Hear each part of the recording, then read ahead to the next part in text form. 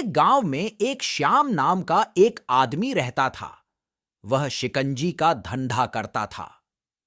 हर रोज वह शिकंजी का थैला लेकर गांव में जाता, पर उसकी शिकंजी इतनी बिकती नहीं थी और गांव में घूमकर घर आ जाता है। घर में आते अपनी बीवी को आवाज देता है, सुनती हो? उसकी बीवी आके पूछती है, क्या हुआ? आज मैं पूरे गांव में थैला लेकर फिर भी किसी ने शिकंजी नहीं ली और दोनों एक दूसरे को देखते रहे। ऐसा ही चला रहा तो हम घर कैसे चलाएंगे? घर में भी अब सब खत्म हो जा रहा है। यह बोलकर दोनों सो जाते हैं। दूसरे दिन बारिश शुरू हो जाती है।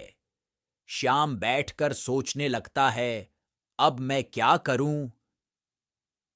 अपने ठेले पर छाता लगाकर थैला लेकर गांव की ओर बढ़ने लगता है। गांव में उसे एक लड़का मिला। उसने एक बोतल दी और कहा, शिकंजी में यह डालना। श्याम बोलता है, इससे क्या होगा? इतना पूछा, पर लड़का कुछ नहीं बोला। श्याम घर की ओर आया। अपनी बीवी को आवाज देता है, सुनती हो? उसकी बीवी आके पूछती है, क्या हुआ? आज मुझे एक लड़का मिला। उसने मुझे कहा, ये बोतल को तुम शिकंजी बनाओ, उसमें डालना। क्यों? उसमें क्या है ऐसा? आपने उससे पूछा भी नहीं और ले लिया आप भी ना। इतना बोलकर दोनों सो जाते। अगली सुबह श्याम फिर से बारिश में उसका थैला लेकर गांव की ओर निकल पड़ता है। गांव में पहुंच गया और उसने वहां 2 जन को शिकंजी और वह दोनों ने थोड़ी पीकर ही फेंक दी। लड़का बोला, ये कैसी खराब शिकंजी है? लड़के की मां बोली, एक खराब शिकंजी मैं आज तक नहीं पी, मेरे तो पैसे पड़ गए।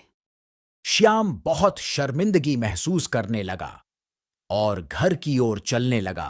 अपनी बीवी को आवाज देता है, सुनती हो? उसकी बीवी आपके पूछती है, क्या हुआ? श्याम, तुमने ठेले में से वह नींबू की बोतल ली थी। उसे लड़के ने कहा, वैसे ही मैंने किया, फिर भी कुछ नहीं हुआ। श्याम की बीवी थैले में से वह बोतल ली और साफ करने के लिए घर में रखी थी। यह सुनकर श्याम फिर से गांव की ओर शिकंजी लेकर चला गया। गांव में जाकर उसने सभी को शिकंजी बांटना शुरू की। वह सभी लोग उसके शिकंजी का बहुत वाह वाह करने लगे। यह तो बहुत अच्छी शिकंजी है। और श्याम खुश हो गया और श्याम घर के ओर फिर से निकल पड़ा। दूसरी ओर श्याम की बीवी खड़े खड़े उसकी राह देख रही थी। श्याम आया और बोला, आज मैं बहुत खुश हूँ। श्याम की बीवी, आज क्या हुआ? कुछ बिका कि नहीं कि ऐसे ही आ गए? श्याम, अरे आज तो मैंने वह सारी शिकंजी बेच डाली, सब मेरी तारीफ कर रहे थे। वो सुनकर श्याम की बीवी नाचने लगी और श्याम भी खुश होकर नाचने लगा। वो बहुत खुश हो गए और कमाई भी अच्छी हुई।